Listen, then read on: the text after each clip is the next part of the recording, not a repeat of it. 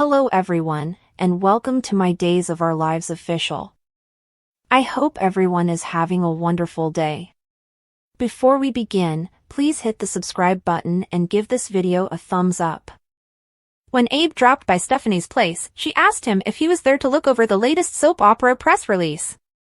Abe indicated that he wanted to talk about a photo session with a shake of his head.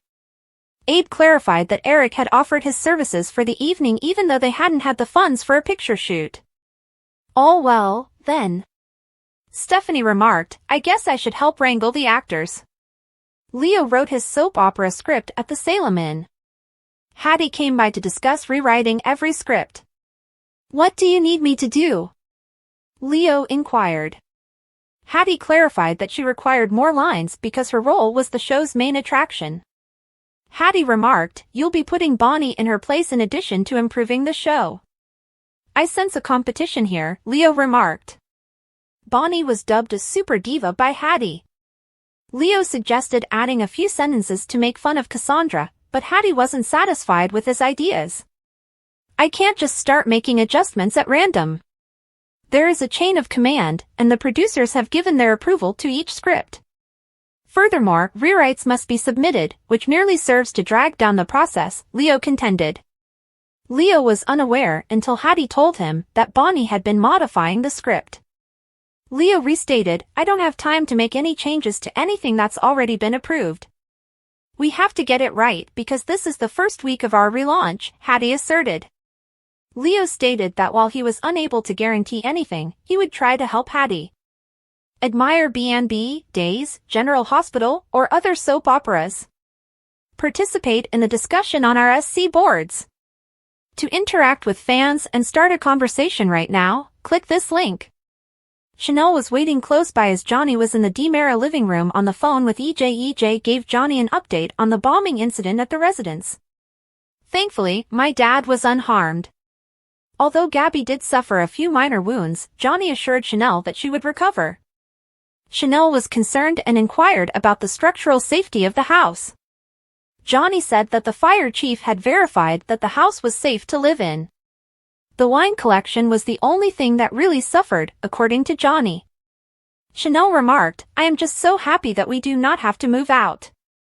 Chanel sighed and remarked that she was tired and ready to go to bed before meeting her co-star early in the morning. Wow, you really look forward to working with Alex, huh? Stated Johnny. Chanel mentioned that she didn't want to hang out with Alex for a long time. Chanel was reminded by Johnny that her past with Alex was behind her. And everything turned out well, isn't that right? Stated Johnny. Chanel grinned and nodded as Johnny drew her into an embrace. Chanel declared, I am married to the sexiest, sweetest man on the planet. Johnny referred to himself as the world's luckiest man. Both of Johnny and Chanel's phones buzzed with studio notifications as they shared a kiss. There were rewrites in the emails. Chanel gave a gasp. How come?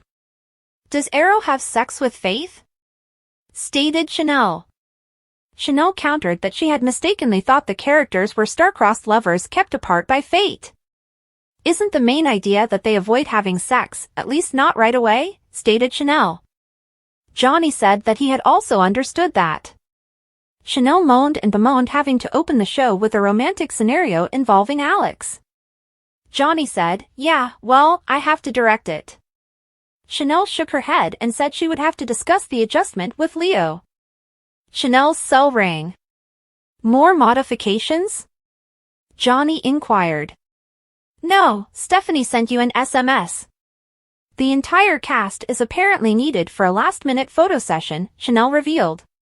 While Justin was at the Body and Soul office, Kate looked over his counteroffer regarding Bonnie's contract and he made his case for the raise.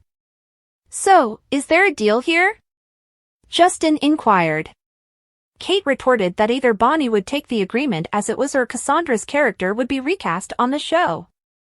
Bonnie told Alex in the square that she couldn't wait to act alongside Alex on the soap opera in the morning. And you're acting like my son, Bonnie remarked. Alex was informed by Bonnie that Justin was settling her contract with the studio.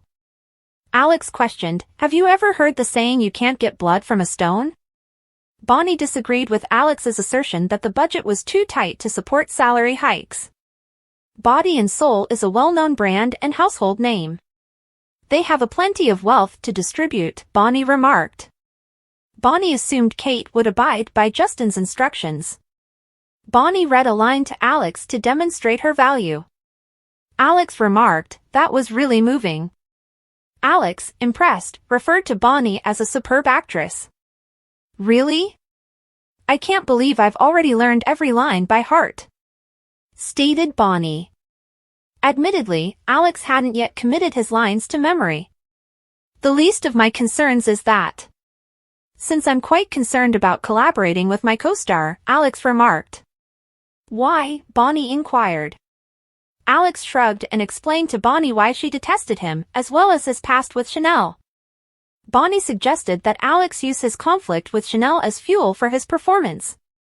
While praising Bonnie once more for her innate acting ability, Alex proposed that she approach Justin to manage his contract as well. When Bonnie saw Justin coming, she gasped and hurried over to say hello. "How did things turn out? Was Kate pleading with you for forgiveness?" Bonnie inquired. "Not precisely," acknowledged Justin. Kate had not moved, according to Justin. "It was walk or take the deal." "And I take it that you'd prefer not to do that," Justin remarked. "Naturally, I'd prefer not to do that. In particular, I feel like Cassandra is a part of me now," Bonnie remarked. Bonnie concurred that Justin was correct to accept the terms of the agreement as is. Hattie strode towards Bonnie and placed a pile of screenplays on her desk. "What's the deal with that?" Bonnie inquired. Bonnie insisted on knowing who had made the revisions as she read through the rewrites. "Avoid looking at me." "It wasn't me," Hattie remarked. "Who was it that did?" Bonnie growled. "It was Leo who had made the adjustments," Hattie mumbled. "Who says my name?" Leo inquired while strolling in the adjacent square. "Why would you act in this way? How come you would trample the writing to make me appear foolish?" stated Bonnie. Leo informed Bonnie that Cassandra, not Bonnie, was the subject of the script. Stephanie texted Hattie and Bonnie regarding the photo shoot. Hattie promised to catch up to Bonnie and Alex as they made their way to the car. When they were alone, Leo told Hattie that he had come through for her on multiple occasions and that he was irritated that she had disregarded him. "Hey, that's show business. In addition, the writer is usually held accountable," Hattie remarked. Hattie nodded and turned to leave. Leo stormed back to his room. Leo murmured, "Try to be helpful, and this is the thanks I get." When Johnny knocked on the door, he asked to discuss the scene of love. "I was just thinking maybe they should wait a little bit before having sex," Johnny remarked. Leo was surprised. Leo asked, "When is it ever too soon for them to have sex?" After he made it clear that he was referring to Faith and Arrow in particular, Johnny asked Leo to redo the scene. Leo declined. Johnny argued, "I'm telling you, you need to build suspense." "No more changes," exclaimed Leo.